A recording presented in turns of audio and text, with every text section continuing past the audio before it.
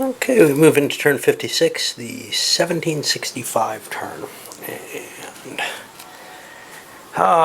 events for the turn.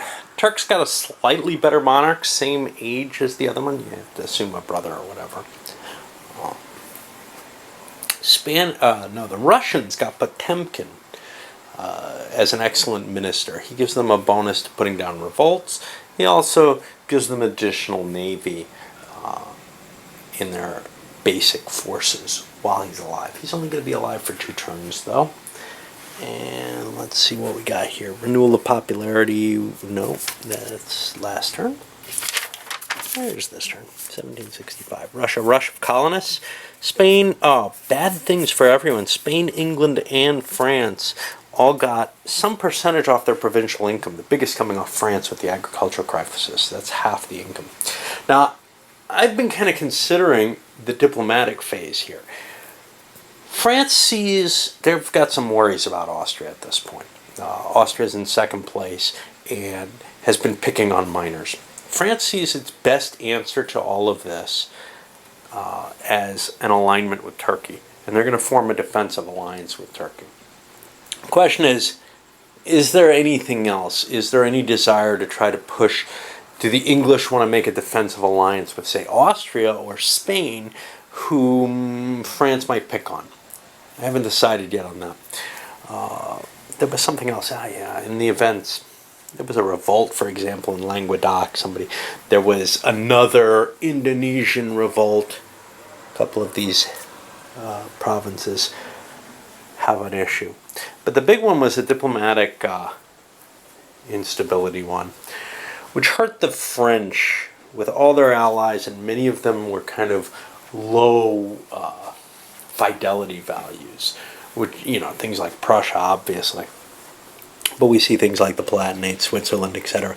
This whole European system that they've been devising to help defend them in the case of a war, well, it's kind of falling apart. But their main goal at this point is to create an alliance with Turkey, help defend the Turks, and prevent Turkey from getting picked on.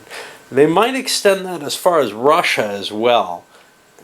There's some threat there as well that Austria might go to war with Russia. But as things stand right now, the Austrians didn't take Bessarabia. They don't have a border with Russia. Of course, they can cut through Poland. But our feeling from what we heard from Turkey, etc., is that Poland is going to be Austria's next target, and there's nothing we can do about them. Poland is a Spanish-controlled minor at war. I can't do a thing about that. So I'm kind of left with, stock up my political values with other countries and prepare myself to intervene in the next Austrian war. How do the English feel? Well, they don't particularly want to help Austria here. Their big question comes down to, how can they hurt France? How can they foster a war between Austria and France? What's their best way of doing this without getting hurt themselves? And they're really not sure where they're going with that. Okay, so for diplomacy, the French and the Turks indeed conclude an alliance. It's a secret alliance. No one else knows about it, but either one can trigger it and call it up. They've got little written, hidden pieces of paper. This works this way in things like Empires and Arms too, where you don't have to reveal an alliance if you don't wish to. Other than that, the Austrians declared war on Poland. Spain didn't intervene, so Poland's kind of left in this, up shit's creek. For the diplomacy on the minors, the English spent $100 on Scotland. France spent $500 on a number of things, including Switzerland and Sweden, which they didn't move, and the Palatinate, Denmark, and Prussia, all of which they moved, thereby sort of recreating their alliances. They're going to be spending a fortune every turn. Now, here's the weird thing. If I was playing with, 10 victory points for $100, this would be insane. Now, France has tremendous amounts of money that they don't need to spend, but if they could get 10 victory points for every $100 for every one of these alliances, yes, they're going to pay, the inflation rate on that money over the next 6 turns, or whatever's left. 5 turns left now.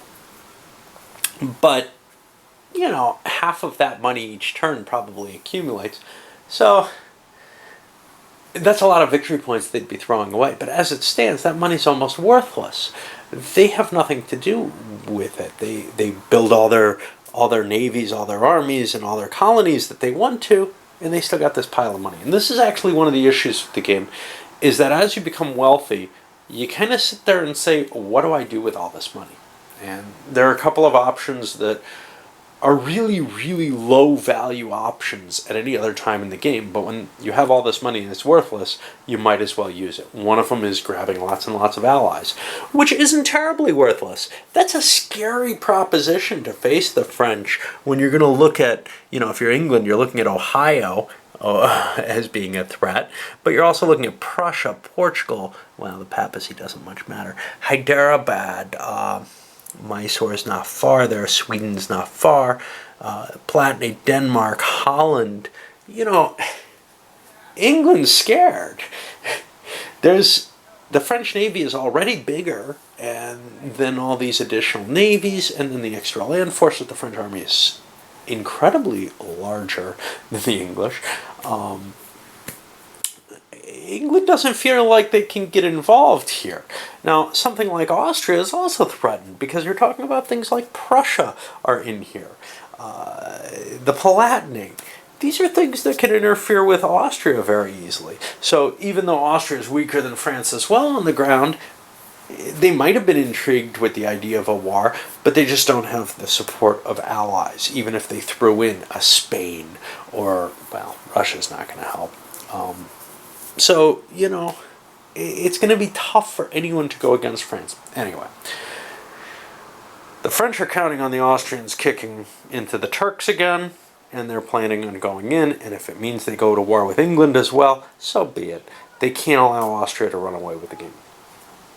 Anyway, that's where we are with the alliances and the diplomatic actions, and the game gets this sort of weird part at the end, because, well, the end's close, and it's obvious, and you can see the points, and you can see, it's still not entirely out of Austria's reach, or maybe England's reach, to beat France. So now all this weird endgame maneuvering takes place. Early in the game, there's a certain pace that really for the first 4 periods easily happens, maybe the 5th and 6th as well, where you're not that worried about people getting ahead. You're more worried about people getting ahead in terms of economic power. So France being ahead in victory points isn't that big a deal. It was the fact that, wow, their economy is really beginning to rock. How are we going to ever stop them? Well, maybe we can, outproduce them in victory points with the rest of the world fleets. Well, now it comes down to the victory points more than long-term growth. And a lot of games have this kind of issue. It's because there's a fixed end date, and it's a building type, an empire building type game, but there's this fixed end date that says, yeah, we're going to count victory points at this point, and, you kind of want to optimize now. You want to optimize something different. All right. So the Spanish just performed an escalation of prices that hasn't really occurred before in the game. People have been bidding the current price of slaves. The Spanish, for the 5 that are floating around, the Spanish upped the price to 9. It's kind of an interesting step because it undercut, it increased the price over whatever the French and English were bidding on it. So they got knocked out of their trading. And the English, I think, had 6, so they were able to produce their 6 tobacco and 3 sugar, which is pretty healthy. But the French were kind of knocked back, and this is problematic for them. They were only able to produce 4 cloth over here, and 1 more over in India. And here's the problem, they needed 1 more, because nobody else is producing cloth, so they only got 5 victory points for it. They didn't want to compete directly with the English at this point. You could say, well, why not? It's a hard call. But anyway, they slipped in income, and actually, because of the agricultural crisis, and actually are losing income this turn. So, would have actually been a good turn for them to do it. Anyway, I just wanted to point that out, that those 5 extra slaves that are kicking around in the market are forbid, and I usually don't remember to do that. I usually just say, oh, I'll pay whatever they're worth, and often it's not worth much more. So here, for Spain, to buy them at 9 each, it costs them $18, and they only get 21 for the 3 products.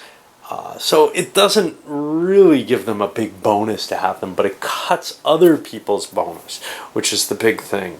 That, well, neither one's really that big, but hurting the French ability to get a total monopoly on cotton was a big thing, because that's 2 victory points that they took away. And 2 victory points is worth a lot more than $15 or whatever maximum this could have swayed one way or the other. Alright, ready to start the round. So there's not a lot going on here. Advancement-wise, well, the Spanish, knowing the slave situation, are trying to expand themselves. They're right. Got to roll some competitions. I've got at least one sitting around that I forgot about. I don't remember where it is. Down here in the Caribbean, the English and the Spanish. Eventually the English will win that. The French have given up on the rest of the world. They realize, I can't catch up to England. I'm not up at the Dutch level. So they're throwing all their points down here into the Mediterranean. It's not working terribly well so far. They're up to level 5 in a couple of places. They're reducing the things they have to overcome, but they're not getting a bonus yet. Russia ought to be looking really interesting. They're the only ones really on the Caspian Sea. And that's an easy way to get some victory points, to get 6 levels there. You get 3 victory points a turn. It's a little late in the game for them to build that up. They're not going to get 6 up there, but 4 they can get a couple of victory points and some extra bucks. Usually you want to grab that early when it's possible. Anyway, that's where we sit. The Polish army ended up with 5 detachments, which gives them a major army as well as an extra detachment. That gives them some shot at trying to fend things off. I don't know which way the Spanish want to go with this. Try to just foil Russia and get some points easily that way. The Russians built up a new army, but it's not a very powerful one. Or actually face the real threat, which is the Austrians. But the Austrians are pretty much, totally outclassing them. Over on the technology side, we had Latins and Muslims go forward. And we're seeing everything pretty much at the end here. The English finally broke the Lace War status. And Turkish, the other Muslim navies, non-Turkish, have advanced. It kind of gets to the stasis period here, because the Turks are never going to catch the Latins. And that's almost always the case. They've gotten up into the latest technology that they can. Once the War on Lace hits them, they'll take it as well. But they're just not going to make the ground there, and they certainly don't have the money right now. And you see that with some of the others. Like the French invested in naval, but it's almost worthless. They're not going to get ahead by 5 spaces of the English, I don't think. 1, 2, 3, 4, 5 now. They maximum is 5. So they're not going to be able to push their way off the chart to face their biggest opponent. They'll never be able to run away from the miners. So then the question becomes, well, do I want to stay ahead of things like Spain? It's pretty questionable how valuable that is. Alright, on to the rounds. Pretty much Poland's all that's happening. Well, at the end of the first round, everybody's got little problems to take care of. So the English have actually commissioned Washington, of all people, to go off into the Caribbean. He's allowed to do that. It's in the Americas. And fight the revolts there. And he's quite good at that with his huge 6 rating and maneuver. That's what he's good at. He's good at fighting revolts or starting them or something. And yes, he's very good at defending revolts as well. Pulling some troops back. Spanish, dealing with the piracy here. Do they really need to? Well, the Dutch are going to show up anyway. They might as well protect what little investment they have. Russians pulled into Sueria. Poles pulled away from them, and then the Austrians moved into Krakow to attack it. And, well, the Poles didn't react. I'm not sure Yeah, there's kind of this, well, when do you want to go? Because if I cross here, I can get blocked here and hit across the river. So I'm not really sure that I have a good motion for my army. And my little detachment's pulled away. I probably ought to hide it even further than I have, but it's hard to find a place that's safe. Warsaw might be safe. I can't cross the Prussian territory to get up here. A little Polish enclave off there. After 5 rounds, everybody's pretty much cleared up their issues, which is to say the English cleared their problem here. The Turks, they did a forced march to get down here in 1 round to save money. But they managed to finally clear this up. The Spanish handled theirs. Poland, well, the Russians actually the Polish army got destroyed. First attacking the Russians and then attacking the Austrians. Not good luck for them at all, but also they have some technological disadvantages. The Russians have managed to grab Sueria, which they were sieging, and they've also managed to take Lithuania, which puts them just 1 space from Warsaw. This is okay, if I can't get the peace I want this turn, maybe I can take Warsaw next turn and just force the peace that I really want, but I'd rather end this war. The Austrians are in an interesting position. They took Krakow, Polesia, and the Ukraine. Now they've set up a siege in the marshes here. But here's the cool thing from their point of view. If they take Warsaw, there are enough conquered Polish regions right now that it would cause an unconditional surrender, which means they'll get their 3 provinces. They may not be able to get that from the peace mechanism. It also has the side effect of giving the Russians what they're going to get. That's kind of a sad point to it from their point of view. So they're not sure which way they want to go, but quite possibly finishing Poland off, letting Russia get what they get, and making sure that that Austria gets 3 provinces may be worth more than, hey, Ukraine's a valuable province, but I don't mind so much if the Russians have it. Plus, it would win them some serious goodwill from the Russians if they can pull this off. Problem? Warsaw's in the woods. It's a level 3 fortress. It's not going to be easy with how late in the turn we are. Well, it made it out to the end of round 9, actually. Those were mainly just victory points for Spain. Austria decided not to try to push their luck. Oh, I forgot to make rolls for the Pripyat marks. They had to press their luck. They've got a siege underway. Oops. All right. And there is really nowhere else they can go.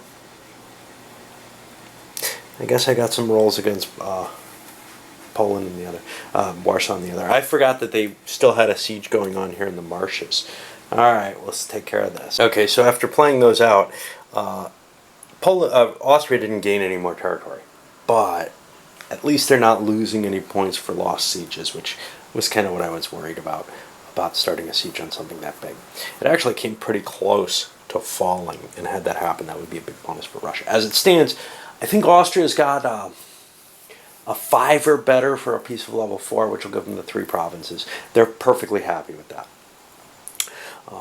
They could go to a 7 or more for the piece of level 5, more victory points. Yeah, well, no reason to humiliate. If they don't get it, they're just about set up to finish Poland off. So next turn, it will be finished off, and then they have to hand things off to Russia. But they would rather not do it that way. Russia's not far, though. Russia's right at the border of Warsaw. So there's a possibility that if Russia can't get out of this war at a reasonable level of advantages, and at the very least, that's Kharkov, they can also wait it out and take their bonuses from the First Division. And pushing another turn closer, it's going into 1770 here. Not a lot left, just 4 turns. Hell of a journey. Okay. During the peace step, because Austria didn't take the city, Russia went for their peace. They took 2 provinces. They went for a piece of, I guess it's level 3. That doesn't seem right. I mean, cheated there. Oh well. Anyway, they ended up taking Sueria and Kharkov, And that gives them a fairly powerful position. Of course, it also boosted their cash flow up so that they're actually losing money this turn because of the way the economic charts are constructed. Getting a bonus in the domestic trade generally doesn't make much. They went from $5 to $6 that they're producing there, whereas dropping the 100-point, going above 100 points meant even with a really low foreign trade index, they went from 50 to 40. They're not making that up off of manufacturing points, but they do make it up off of the 12 points they made. It's just they're not gaining as much as you would hope. They got a pile of victory points for it. But the Austrians actually only needed a 3 to get what they got. They picked up Ukraine, Krakow, and Poldazia. And now let's just kind of take a brief look, because I got a few minutes here. I was fast through this turn. What our borders are like. Oh, geez, I forgot the French revolt entirely. Oh, man. You know, that would have been pretty easy to suppress, but I got to spend some money from the French. I'll take care of that. Yeah, I'm fatigued. Okay, so for France, we've got all of Italy, except for these 2 territories here, and then the Venetian territories don't count. Swinging up, Genoa is not theirs, but they've just got this huge chunk of Italy here, running even into this coast. Savoy, though, is not theirs. And then for France itself, yeah, that's the France you expect until you get here and you reach this kind of borderline running here. And then this is kind of expected, although maybe not with the French Comte. But you've got, you know, more than the revolutionary France really here. Quite a powerful force. For Prussia, well, you got your spot, but you've got your crack into Anhalt down here, cutting through here. I used to do these by coloring maps in. Yeah, I don't have a hard copy of a map, and trying to do it on the computer, I don't have my old copy that I could just fill in the provinces with easily. And then you've got East Prussia up here, still separated by, not separated anymore because of Posen.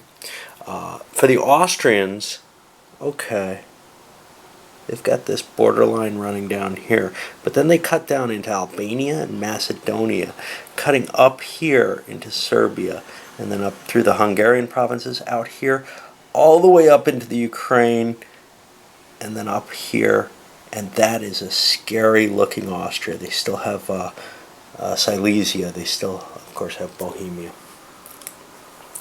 Russia and Turkey. I mean, Turkey's this little sliver running down here to Thrace, then this little cut here, and then over here it looks pretty much like you'd expect. For Russia, we've got them still haven't taken the Crimea, and then cut off down here, and then up. Not into Estonia, because we still have Swedish territories up there. Anyway, one thing Russia, I believe, gets off of one of these 2 provinces is they now have Cossacks.